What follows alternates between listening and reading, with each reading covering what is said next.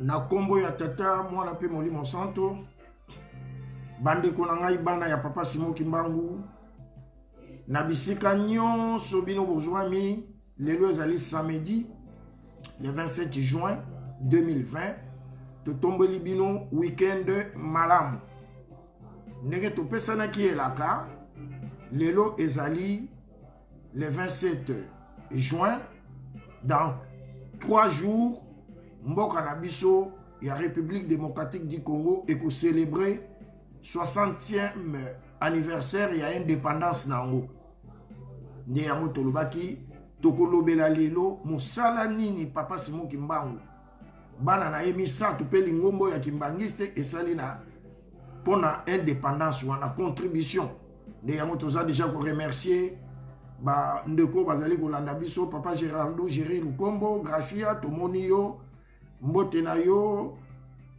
notre fille Marie-Colette Yefa kuna na Londres mbote na yo mama Christelle Malouze kuna na Ituri mbote mingi topesi bino mbote vraiment ndenge tolobaki na émission na biso alelo ndenge tokobandaka tozali d'abord na ndenge tolobi ke dans 3 jours nous serons le 30 juin Maman Solange Temouna pe topesi mbote indépendance oyo mingi ba yebaka te ndenge nini ezwamela pe rôle nini o papa Simon Kimbangu a joué pour l'indépendance na biso yamana papa de na mokomoso alobaki d'autant plus qu'on ne reconnaîtra jamais mon père les 3 Congos et l'Afrique en général ne décolleront jamais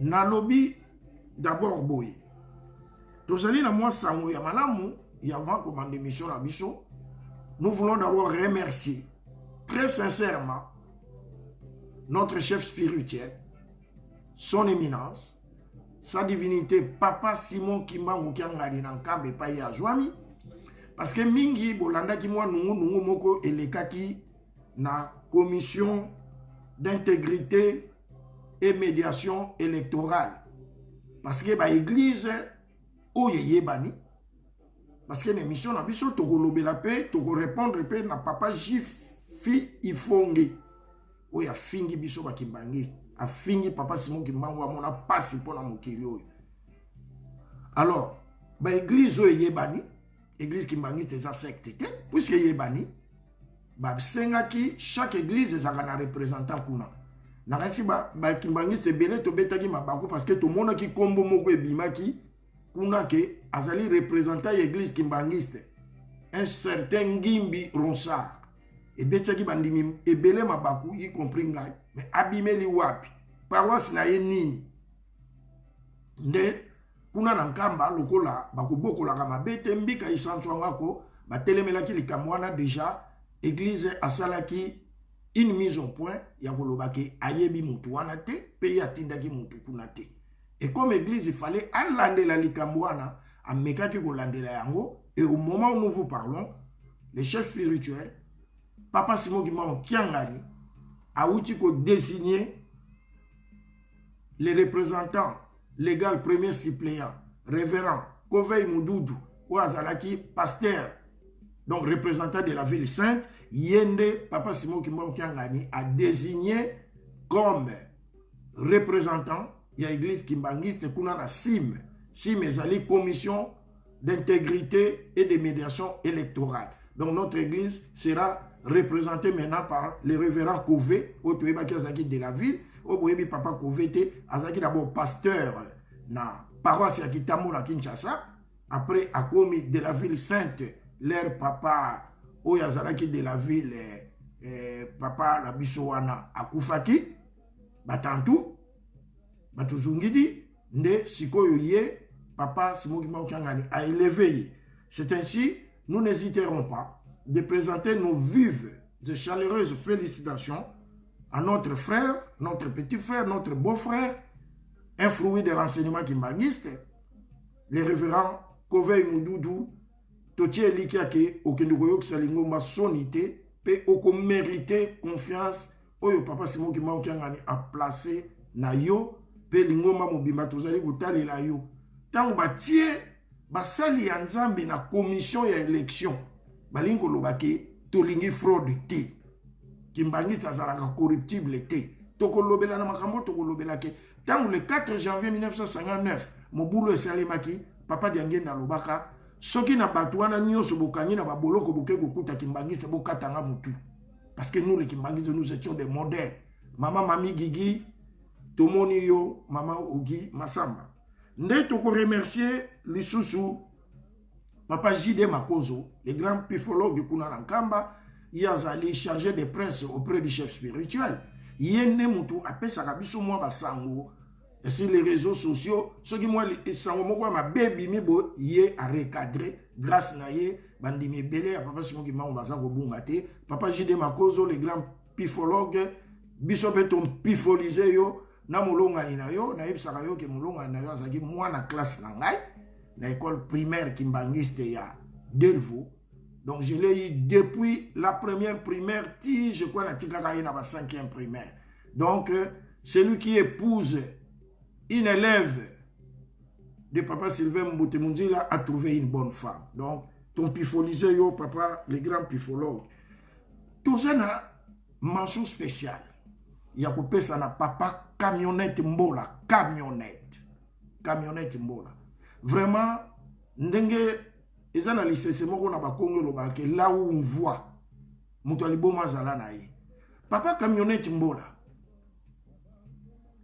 ye azaba kimbangiso yo papa Diangenda loba ke azali un peu en retrait mais ko simba lingoma na ite ko simba Simon Kimbangu te ko simba Simon Kimbangu kiangani te ko simba bamvoa la misa tout nde nakanisi biso nyonso tolandaki ke un certain Jifi Fonge pour répondre au cours de l'émission yo cet aventurier il a finga biso ba kimbangiste il a qualifié l'église na biso de secte il a qualifié biso ba idolâtre nde papa camionnette Mbola atomboka ki makasa sala ki yango émission pona ko zong selaye e yano camionnette Mbola mabanga pamba ezaka rateke faut fali kaka a déposer yo faut kaka kofi a déposer yo il faut kaka soki banani non libanga na yo pe na kombo papa Simon Kimbangu kiangani nous t'avons jeté nous t'avons déposé et to bon sanité ndeko na biso papa veille vos villages ado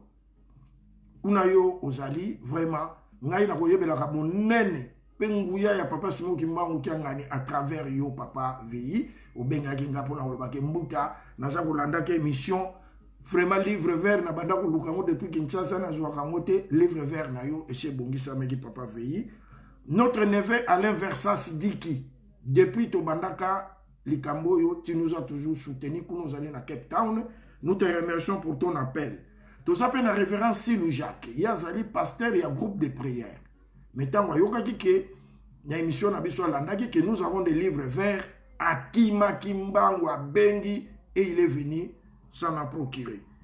Tobo sanité papa Ntimba Ndongala ya jeteki na Saint-Ouen yo ye kolanda ba émission to salaki na faki na retard au préciser biso que yo pelo ruta ki Suisse ya kiawa ozaki musicien mais après tant ba yo sala jeteki comme yo banda bo moi nous ali moi na jeteki ozaki contraire ozonga na jeteki.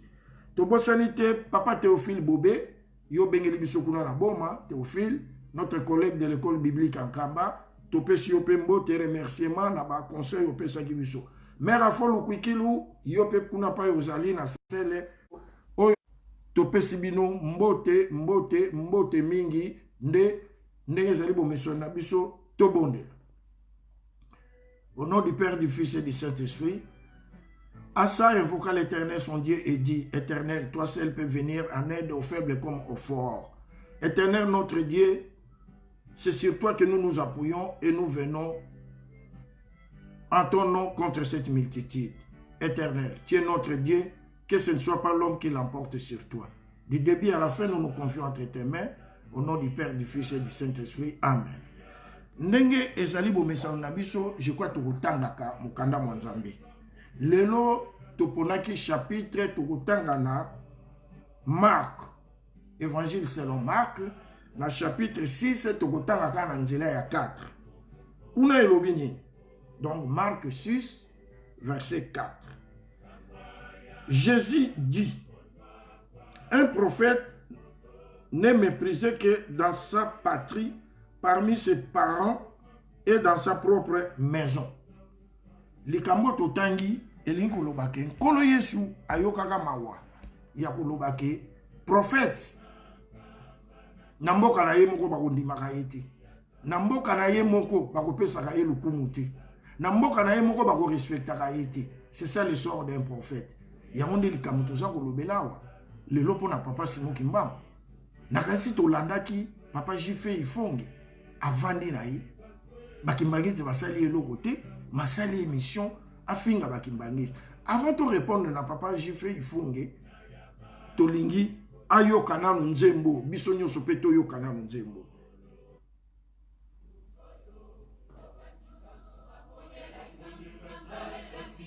Kongo yo mboka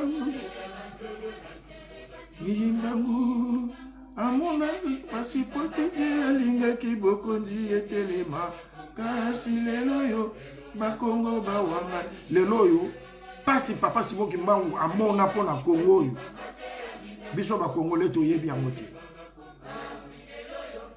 Kimbangu bawanga ni ye Kongo yo mboka Kimbangu amonelaki mpasi Kongo yo mboka mindele banyokolaki Kimbangu. Ah, Papa Simon asalaki nini Jife Ifonge? Olie mokuluta mpanzi na yo, olie soki pondwa mosaka, soki limbondo, ofinga Simon Kimbangu Ifonge.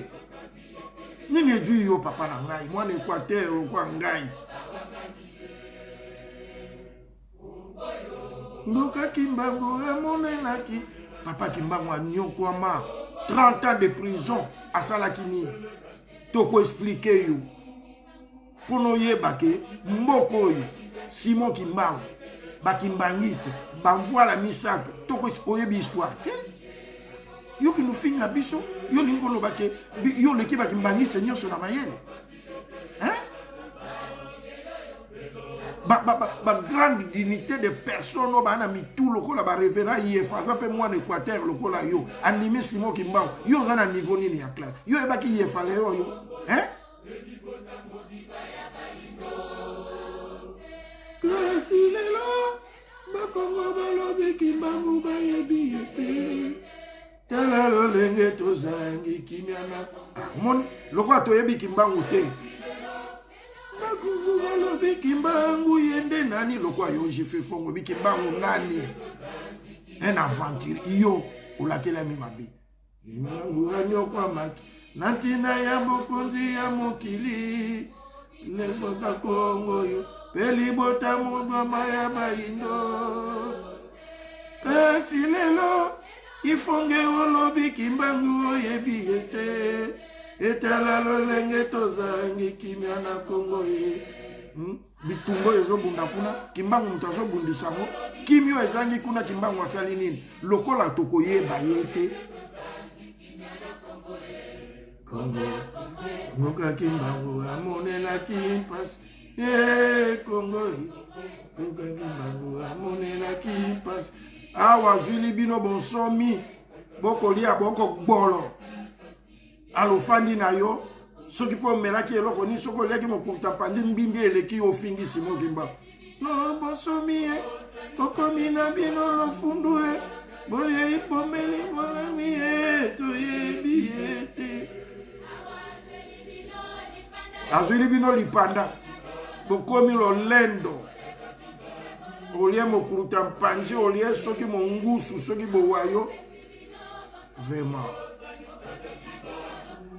batata na mama nyenye tolobaki nzembo na biso ekokontinue na ngome tolobaki ke vraiment papa Simon Kimbangu asali pona lingoma pona mboka na biso tokokende d'abord malembe papa Jife Ifonge en 1921 papa Simon Kimbangu a défié donc colonisation 1921 kanisa toye ko zoba indépendance na 1960 mais déjà en 1921 yo kendo loba na colonisateur au telemi mais papa Simon Kimbangu a eu courage a yebisi mundela bingala moni nkolo Yesu Mundele bi yo mutu mwindo wo mona nzambe. Batata. Mais l'homme noir a été chosifié. Talaka ceux qui va qualifier même Moulili, il était dans le noir. Ceux qui va ça la fête, il y a malamu, il y a mariage, batu barola tabilamba pembe. Mais ceux qui commis à liwa pour liwa ezali likamwa mabe balati ba noir. Biso batu mwindu tozaki batu. Kimbangu abundeli biso. Na 1921, Papa Simon dit déjà que le blanc deviendra noir et le noir deviendra blanc. C'est ce qui a coûté cher à Papa Simon Kimbangu. Tant où Moutoua lobby, il faut qu'il y ait un niveau de la classe sociale pour yo moni que yo tanga ko le kabakimbaniste nyoso. Papa Simon Kimbangu dit en 1921 que l'homme noir deviendra blanc. Ça veut dire quoi? Ça veut dire que il demande déjà l'indépendance. Que biso moko toko sala misalo bino ba mindele bozo sala en 1921 même kutu bankwa mekruma bakoya ko bimana ba 1956 na noté bakangi Papa Simon Kimbangu ba bétillé 30 ans de prison seulement parce que ba a confirmé que moto mwindu akokoma mundele et Mundele va se prendre en charge lui-même. Misalo bino bozo sala toko sala mobiso mogo boko zon alaka kape mukolo tangwane kokoka boko yebelo ke ukimi sabino te boko kima mbango wa boko tika na basi na bana yutu na bato babunda na dépendance ba soda penzoyo bakimisa ba belge ezalaki armée na biso ba mona ba soda mikuso Simon Kimbangu abimisa nde bakimisa ba belge na mboka wana. Puisque ceux qui ont eu dans les Belges avaient aussi des armes. Est-ce qu'il y a un homme qui m'a dit il faut que Kwame Nkrumah a déclaré Mboka Liboso et soit indépendance en Afrique noire et ça qui Ghana avec Kwame Nkrumah. Mais déjà, en 1957, les Kimbanguistes avaient déjà mené une révolution. Ça veut dire révolution à ma BT. Parce que perquisition Moko et Salimaki, le 9 avril 1957, et pas il y a papa Jean-Désiré Mantuiti. Papa il y a Defense Sims, non mon ingénieur Jean-Pierre Mantuiti. Ne bakanga ki bakimbangisto ya suka wana, papa Mantuiti, papa Todi, papa Kina, papa Stéphane Sambia, Stéphane Diasiwa. Alors, bakimbangiste, le ko la basepela ki likamwana te, papa Diangienda. Potoza suna tante oyo balingi botanga na livre vert yango toujours ba ke livre vert au foko zakanango botanga na livre vert na page 168 oyo bokozwa livre vert oyo ya sika oyo ebimi sikoyo toloba ke on a modifié non le fond mais la forme binonde bokomonela ngo na page 215 pour lokola babiloko mingi ezalaki ke batiaki yango na bas de page. Et comme il sous-titre et baxi moi volume un livre et puis comme il fallait kotia yango et comme aketala ba caractère donc même à ta la musique aux autres sans que porter les lunettes il fallait et baxi moi ma page c'est ce qui a fait que le livre wana ezaki na pas 300 et quelques pages siko et comme na pas 400 quelque chose papa Daniel na lobé là ils ont signé une pétition qu'ils ont envoyée na gouverneur de la ville de Kinshasa le Rwanda Léopoldville, M. Pétillon, hier papa dernier Nazaï Kosala na bureau naïe. Ils ont récolté au moins 600 signatures. Et beaucoup de Kimbanguistes encore voulaient signer, mais il n'y avait plus le temps à cotiser l'IA. Balobi naïe bon, comme Yozo Karaba Kimbanguiste. Et qu'est-ce qui s'est passé? La première personne, le premier Congolais, qui est tombé sur un document, la Déclaration universelle des droits de l'homme. Oui, ça qui a déclenché l'indépendance dans Mboka Nabiso, c'était un Kimbanguiste qui s'appelle Luntadila Ndaraza Lycien. Papa Luntadila a été dans le bureau de la cité. Oui, parce qu'il a été au Kanga Kimbanguiste. Il y a comme un Kimbanguiste, la histoire. Et il est tombé sur ce document-là. Où il y a Déclaration universelle des droits de l'homme.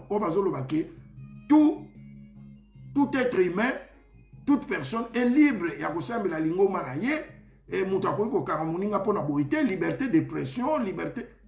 Nde tango basali pétition, ba komeli monsieur Pétillon. Mais bino Belgique vous allez signataire. Il y a déclaration universelle des droits de l'homme. Comment vous continuez au Kangaba Kimbangiste? Puis c'est pour signer. Vous êtes signataire.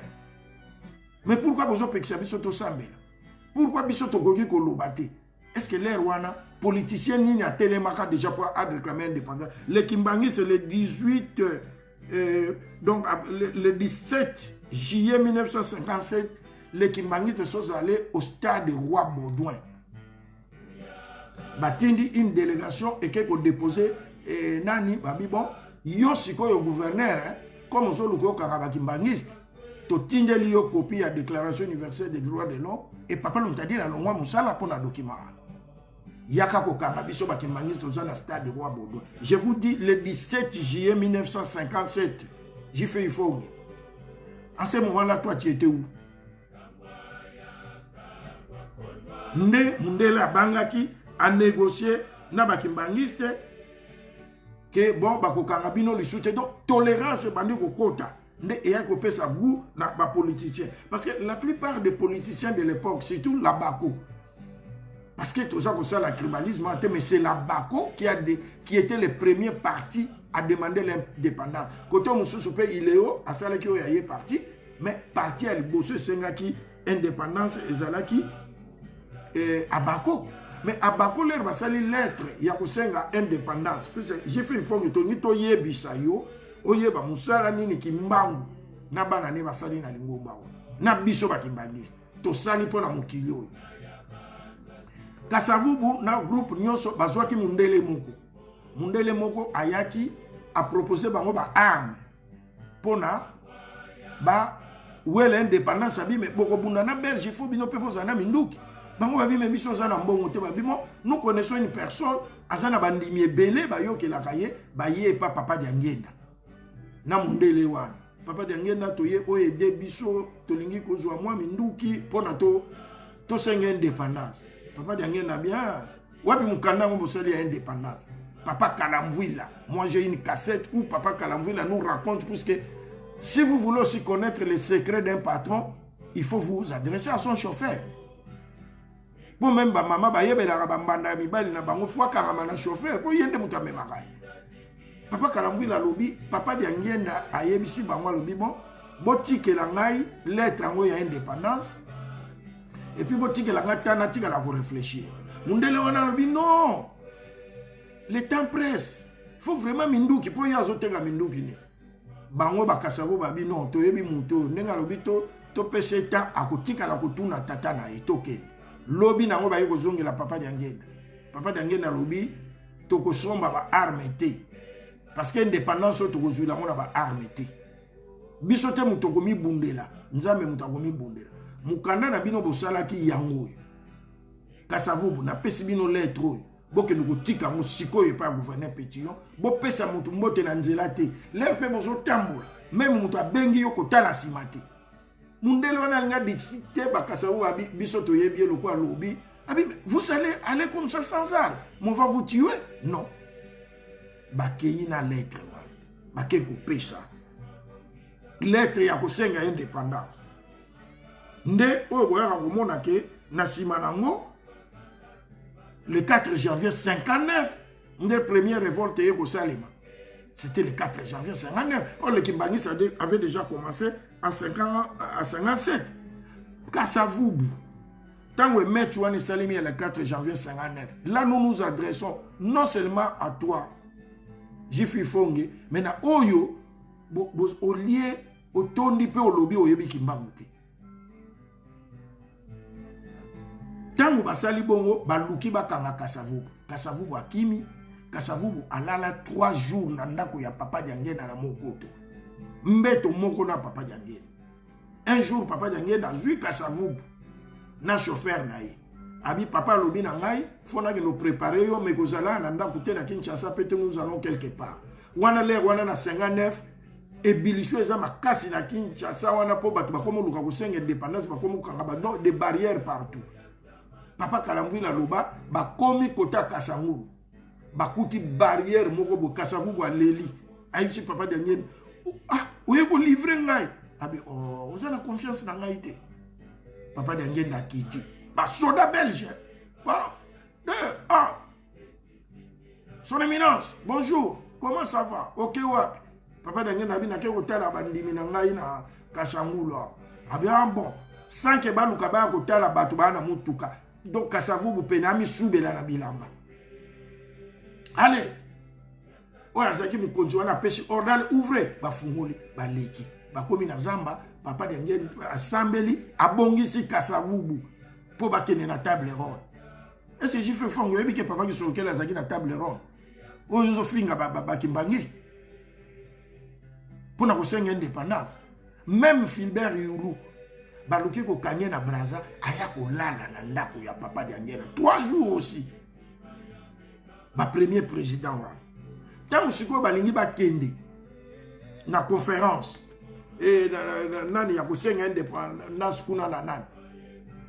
Nde na table ronde. Balobi tozui avocat maître Croquet. Mais asengi biso mbongo, biso tozana mbongo akufuta yete. Siko tokosala ndenge nini. Papa Dangé a fait sortir de sa poche 450 000 francs belges. Oyo bafuta maître Croquet pour défendre le pays na biso na indépendance. Il faut oyo kosakana ba kimbaniste. Hein? Indépendance oyo zo dondo na ozo liozo bolo. Oyebi banani ba moni na passe. Lelo yo toye kokoma même à l'époque de Mobutu.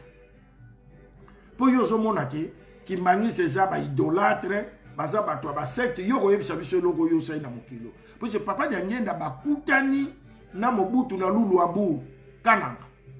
Bazo vanda o ndako papa Dangé o ndako ya Mobutu. Et Mobutu était encore célibataire, papa Dangé raconta biso. Donc maman Bibi atalaka ba voisin. Et puis en plus, kuna na baluba le kamo e bandi pe mwa kala. Bango nyonso bazalaki ke ba wuta ba pai mususu basalaki association na bango ba obenga ya Benamai. Donc les étrangers de Kananga. Nde babandai ko sala association wana ye Mobutu mutazaki secrétaire.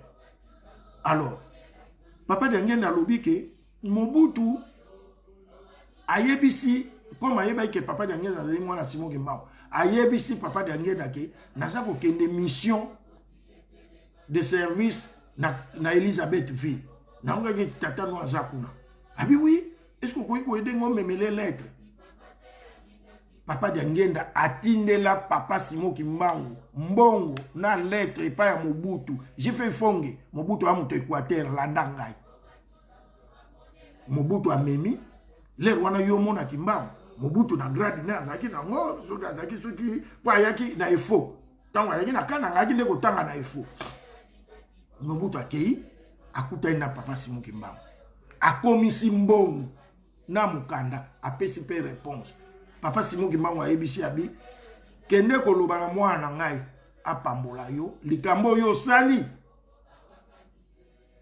okukomaka mutu oyoka makambo papa Dangé Mobutu aloba ne bemba papa Dangé omoni pouvoir ya Mobutu epa utaki lokola Simon Ngembao mutapesaki asala 33 ans okoka kolongola ye toye kolongwa wana conflit oyo kaka likambo ya Tshisekedi na Mobutu pono yeba qui est Dangé qui est Ngembao qui est Simon Ngembao kianga. Mobutu, lors de la conférence nationale, nous apprenons l'histoire. Nous ne connaissons même pas si à quel niveau Limbisanga. Mobutu, bayokanite na nan. Conférence nationale, papa Dangé n'a pas insisté, pas à Mobutu à lobby, nommé comme peuple à que premier ministre et à la opposition. Papa Dangé a intervenu pour que Mobutu a nommé Tshisekedi, Wamulu, Etienne. Ba nommé. Et comme un jour, il y a signé, aza ko prêter serment. Tshisekedi le père à Kamati a biffé. Place où il que Mobutu garant de la nation, je gère fidèle a biffé a signé. Makamone na lobaki senga kanga na za témoin de kamuni nzamba bongisa ponanga ya moi il faut na continuer ko témoigner. Mukomsu to ye na centre d'accueil ngana ki ko tika patron na ngai coordinateur national Mayimbi abina ngai naza na rendez-vous na papa accompagne moi. To komi balobi na biso ke papa zana na Tshisekedi Etienne. Wana ba uti nommé premier ministre mais Mobutu alobi soki abongisi likambo ta ko salati. tomoni pe namona nga namona na ndenge Etienne wa Mulumba azobima amati na mutuka. Après patron nga akoti basololi na papa. Leto zongi na voiture. Marius Maimbe azoyebisa nga bi papa yebisi ngai. Omonaki Etienne Tshisekedi. Oui na ibe le wana biso nyonso espoir. Conférence nationale na ba 90 wana. Alobi lobby na prestation de serment. Donc Bifaki a Bifa zo reconnaître Mobutu te comme garant, zo reconnaître Mobutu te, zo reconnaître un père te. Ne Mobutu aki ko lobela papa Diangeno. Moni mutu yo lobaki na tia. Siko ngana tieye metala makambo asali. Papa Diangena lobi pesa ngai ba papier vierge na ko bengisa ye akoyokela ngai. Ko sala oyo lingi ko sala ti. L'histoire de ce pays. Papa Diangena zu ba papier vierge il y a prestation de serment a bengisi Etienne Tshisekedi wa Mulumba aye abinetala apesi lycée. Ça c'est Mayimbi qui me raconte. Abi oyebi nyoka soki avandeli maki yoza na posa ya maki wane bika oye kokuta nguma lingi maki na se soko beti nguma ana nzete nguma pasoli maki yozali donc peuple azali maki Mobutu azalo kwa nguma si alingi maki. Yo siko zali mutu oyo nzambe aponi po oya ko longola nyoka wana me alongwa na malembe apasola maki te. Ya mwana ngana soli na Mobutu. Nazo sala médiation signé papier mususu awa ngana zo sala Mobutu batia na dossier lobi obanda musala. Tshisekedi aloba na papa Diangenda non. Ça c'est l'histoire to ko falsifier ya moté. J'ai fait fonge yo kangai pa yoza. Papa Diangenda bondeli ndenge nyonso. Etienne wa Mulumba boy. Papa Diangenda yebisi bato bazaki wa na ye patron nga bimaki abi omoni tata wana ndenge aboyi wana. Noter likamona lobi atana kozala te. Ti ya kokufa akotika na suko diriger mboko yote. C'est Diangenda kuntima. Oyo zo benga olobi ceux qui nous sommes des idolâtres. Diangenda kuntima ndenge pa lobango ya loba likambote rata. Ngai lokwa na yebaka likambo wana. Po le wana badina kosebe mission te me o batanga kangai. Tango na yeko mona na place o batia olenga nkoe. Banomaka Tshisekedi. Na me na yebisi baninga Papa Diangenda loba likambo. Félix Tshisekedi wa Mulumba ligazo bokonzi. Lobi nango na mona publication le roi biso za makasi na réseaux sociaux batie o Etienne Tshisekedi gravement malade na zwa batu ba témoin baza ko landanga na émission pe na koma o batanga ngana bi tato ndenge mati na avion na publier likambo papa loba na ye tato akozonga te yange na loba likambo te que lui quand il parle vous avez les effets ndenge ka Etienne ayaki wana ay kokufa. Mais tant mwana na ya zwi bokonzi ba yebisi mwana nini tala likambo oyo mutu akobongisa ngo ye wana yango mona ki mwana akendaki na nkamba mwana ne ayaki na lingomba na yo depuis Fachi azwi pouvoir biso toza secte etala biso yebi po biso la na masolo a cessé. Fachi aboyi kokota na kinongo Fachi aboyi kokota na église parce que ils en a battu bazali ko conseiller ye. Ah non, faut pas faire ça. Lelo batu wana bazawapi. Bazawapi 100 jours et kangi bango. Kosaka une église qui mbangi c'était Jifé Fongi. Kabila le père. Histoire obiso to vivre yango Kabila le père tango aya. Ba yebiso ye ki mindu ki ezali na centre d'accueil. Kabila le père. A tinda basoda baya ko fouiller centre d'accueil. Bazongi balobi mindu kezate bake balobi na bango. Nous on a vécu ça. Que mindu ki faisait na se ya mbeto ya mwana ya Simo Kimbangu wana papa dia lunga. Au même moment ba kenda ko fouiller penda kwa papa ye fanago. Ba ya mbeto papa longa na mbeto ba baloli mbeto basali bo. Suka nini ya Kabila le père. Yo saka na église kimbangiste. Mais mwana na ye les razui pouvoir batuneti ba Herodia ba yebisi ba ambassadeur Kisonga balobi tata na yo asale loko moko ya bien te l'église kimbangiste sala to kende ko bongisango depuis nkamba wana moni aucun président nano la kuna pour effacer les Kamwana, pour ce qu'on a na bokonzinayo, kenda ko bongisa les Kamwana. Félix, Joseph Kabila, Kabangi, Raïs, akena ola 3 jours na Nkamba. Kaka na Simon Gimba oki anga nyo yo zo finga wana. Bokoka ko longole 18 ans, ti yemo ka tikiti. Ti yemo ka tikiti. Ti sigwe pe toko lela kaka. Est-ce que tiki, est-ce que tikite, est-ce que ta ndenge toko potana. Hein? Donc, église kimbangiste, yo ko saka une église kimbangiste. Bastronaute na 1969. Bastronaute bakei na Sanza Apollo 11. Yo yebiti na ni bastronaute l'air ba wuti na lune. Premier pays ba visiter qui c'est RDC. Yo yebi loko ni baka kusala. Tant bakei na lune ba se poser ba moni mutu. Ba poussa na boy mutu wana ba kanga ye photo. Biso to mona photo wana. Tant bakiti na photo wana ba tuni bango ba mi mutu yo azali na Afrique. Principalement na RDC. Ba futa ba zwa ba biye ba yati pa Mobutu ba nakisi ye Mobutu aseki abengi papa Diangena ba kenda kokuta papa Diangena na lune yo muto mona ki église kimbangiste okundo benga un secte ba evro ya minene église kimba yo za muto Équateur ngape na mwana mbandaka même na mbandaka wana en dehors ya ba école oyo belge atika parmi les belles écoles construites par les autochtones et tout ça. Et ça allait institut Papa Diangena, dans l'école primaire Papa Diangena, dans Mandaka 2 ans.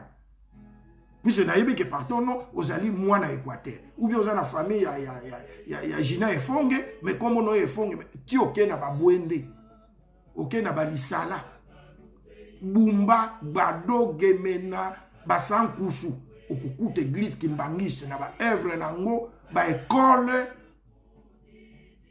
ba dispensaire yo batuneti baba banani yo bokechu azo reconnaître Simon Kimao osa ko se comparer na Papa Wemba fait une erreur mais après il s'est repenti biso to sala na centre d'accueil Papa Wemba ko senga pardon et pas Papa Dialungwana il a donné 100 sacs de ciment j'ai fait fond au lieu nini pondwa musaka au lieu nini limbondo tomponde ofandi no kaka bofinga bakimbangiste. Est-ce que vous avez que la malédiction peut-être na Équateur mobile? Misalo église kimbangi kenda lelo kotala Nkamba ndenge nazolo bango la ville de Nkamba oyo lobi que non Papa Wemba asala ki donc azotia bambongo non nous notre argent n'a jamais été détourné terme ya Papa Diangena banegolo nous on n'a pas de vache mère. Et bien, nous avons un exemple na autofinancement. Biso to s'autofinance, Kabila le père, les Rayaka, Lubaka, nous devons suivre l'exemple de l'église kimbangiste. Tout c'est le financement, mon tout. Est-ce que yo comment kam? Le long n'est pas Lubawana, na province na biso ya Congo central. D'ici 2 ans, Nkamba risque de devenir la première ville parce qu'au moment où nous parlons à Congo, c'est la 2e ou 3e. Courant ezali, mai ezali, bandako ya kitoko, et église kimbangiste azosala ba œuvre. Azana bopi, yo yebi combien de cadres ba bimina. Moi j'ai travaillé dans l'enseignement kimbangiste. Quand pour na Papa Diangena a créé l'école kimbangiste, j'y fait yo kangai, j'y fait fongi. Nangi penzana nyo kamionete mbola, soko ko zwango tindela ye azwa leçon. Balongoli bana bakimbangise babengani bango na l'école catholique protestant tout ça batata na biso babundani biso tovanda na classe na mabele tovandi yango na peut-être na ba parents papa yefa baboya kaka côté de l'église kimbangise toko vanda na mabele na classe mais tangu Papa Diangena fungoli école babi biso pe toko zwa bana ba catholique te babi non biso faut prêcher par l'exemple. Moi j'étais préfet des études. J'ai été directeur d'école. Nazwa neti exemple école ya Soukanga la dirigeant. C'est l'une des grandes écoles kimbangistes. Institut Dialanda au Bobenga Machakad. J'avais 1600 élèves. Sur les 1600 élèves, j'avais 200 kimbangistes. Puis je les avais inventoriés. 200 élèves sur 1600. Alors, tu sais combien de cadres église kimbangiste a bimisi? Combien des œuvres sociales? Soko keka na mboka non Équateur, wana kita na mandaka kenda na wenji sekli. Oleki ba mania kenda wenji sekli, okendo kuta ba plantation, élevage, ya église kimbangiste. J'y fais, répands-toi. Yamona ba tata na ba maman. Biso ba kimbangiste to sali musala munene pona indépendance oyo. Nyeko nganani walukudi. J'y fais, nzembo ezana ki Congo, ezoloba, zelana zo miselayo. Ezoloba, ebela pasio yo Simon ki mbangu amoneli. Ngunzaka lunzeyeko. Ye ifonge, ngunzaka lunzeyeko. Embidia mpasi, pasi alumwe nene kalunzeyeko. Nganani waluku didi ebela passion Simon Kimbangu amoni lelo boyebi ye lisusu te papa di angenda leur conférence nationale les Salema nana ndimake papa di angenda na église a ebisi biso lokola ba boy ko reconnaître tata na ngai eloko moko obima kuna te 0 sur 0 j'y fais tango biso toza ba jeune na Kinshasa wana kalate ba Éthiopien wana ba Éthiopien si bato anzala soko za na santé a bien te ba fingo tala ye kuna lokola Éthiopien moko bo mais lelo tala air Éthiopien ne l'air ngana zo voyager na po yango na zo akapona ko wela mwa ba kilo tango na komi na 10 à bebo tali aéroport biso za na pourquoi nous n'arrivons pas tozwa indépendance économique mais tokoya kozwa indépendance spirituelle kaka le jour où nous reconnaîtrons Simon Kimbangu ce qui toyebi Simon Kimbangu te 0 sur 0 tala ba chinois tout ça que c'est gangana ba chinois na Kinshasa mais loko ba kangami na Bouddha na bango ba yebi Bouddha na bango ba kangami kaka na Bouddha na bango ozomo ba yebi nzambe musute tala ndenge ba émerger tala ba arabe loko la ba izaka kaka na Mohamed na bango tala ndenge ba émerger bango ba mindele bango tala ka ceux qui bango balobi confinement biso kuna pe to confiner ceux qui bango balobi ba fungo lelo bazolo ba confinement pona biso menga bana nga bazaki na Kinshasa ba ye na Air France donc Air France ils ont continué ko kita na Kinshasa mais on parle de confinement hein ba huti Kinshasa Air France monsieur zo kende mardi awa na yebi ebembe ya ndeko na ngai papa ne kwendolo akufela i grande sœur ebembe zo kende na Air France. Mais Bissombo na biso zata na vol mon côté. Qu'est-ce que Kimbangu a fait? Parce que tolingi ko reconnaître Simon Kimbangu te. Yangona ba tata na ba maman, si tout biso ba kimbangiste, nous avons un grand devoir. Ou les to kendo bunda kakaka, ou les to kendo swana kakaka. Parce que ce monde ne veut pas reconnaître que c'est Simon Kimbangu qui a demandé l'indépendance de ce pays déjà en 1921. C'est lui qui s'est sacrifié à Kota Boloko pour notre indépendance. Et moi, Nanaye, Joseph Diangen, na bimisi mbongo na ye. Pour na kofuta avocat maître croquet. Alors, li au tondi, les autres ont reconnaître ba Mosé Kabila, tous ont reconnaître ba Nani, ba Lumumba. Ils sont plus valorisés que Simon Kimbangu. Voilà. Et nous n'arrivons pas. Est-ce que Mboka et Leki, ba église, le quoi RDC Zali? J'y fais. C'est quoi Bisso? Papa Simon Kimbangu qui a gagné. L'objet a été signé. Ordonnance a nommé Moutou. Qui nous représentait l'église Kimbangiste dans la commission électorale. Yoka Bisso 7. Yo église na yo anotindi batuboni. Nana zo représenté yoku. J'y fais Ifonge. Ceux qui sont en Équateur, le roi Ngaba Koyokayo, Kolukera Biso li souma en Équateur te. Déjà, Papa Simon Kimbangu là, komaka na port Mbandaka, ba betaka ye. Siko yo ngo bakisa mususu, biso bakimbangi to sengena likamwana bolimbisi. Yo lie nini, umeli nini lotoko, bangi yo, ya kotongola o nini penzo yo sai makambo. Yango atatala ba mama. Tozako belle ma vers indépendance biso bakimbangisi to yeba rôle yo to joua et nous allons continuer à jouer ce rôle là parce qu'il nous reste l'indépendance spirituelle d'autant plus que bateau moni bazako émerger wana que ce soit les arabes Bango Touana. Ils émergent parce qu'ils n'ont pas seulement l'indépendance, comment on peut l'appeler, économique, mais ils ont aussi leur spiritualité. Biso bokoko na biso eza Simon Kimbangu. Tolingo yeba yete. Yango toza ko déconnecter. Donc pour la lelo, je crois que émission na biso tolobi mingi comprenez mon émission. Ngape na ngana landa camionnette mbola po ba fingelo lingoma na yo e mona mpasi na batu moko ba asali eloko na mboko yo te.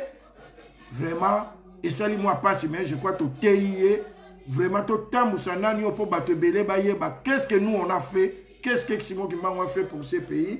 Émission na biso ya tokosala ngo le 30 juin tokolobela sur politique net le lote mais tokolobela parce que le 30 juin 1990 papa Diangenda lobaki que yé a eu diplôme na yé ne tokolobela ça voulait dire quoi ko zwa diplôme wana ya papa Diangenda Kuntima Joseph ndenka to yebisaki bino ke ba livre vert oyo esalemi ezali un peu quantité moi limité oyo tozali nango posa tobosana te kobenga ungai ou papa ndole ndenge ka tolobaki kimia na mabota na bino to bondela tate to na mazulu bikankumba kwa situ so kitinkia ukiza luzologo lavanga vantoto neko kozulu diako kwa lumu tuvana kutuloka masumeto ndiloka tuloka tantu eto kutu ya mulako to bwa mpuku munu kantu tuvuliza muna kwa ubi kadike ukitino nkembo ya mvu muna nkumwa ngeseye mwane mwanda velela amen Sosola Kimbangu botika malamu Kongo Kongo Kongo Sosola Kimbangu Sosola Kimbangu pote kinga pesa melayo Anon kama kimbula tukumisa tona bolo kompe andi miliwa Mabeni ni koma yankolo asalaki katina mokili poyo ifongo kundufinga ye mabeni botika malamu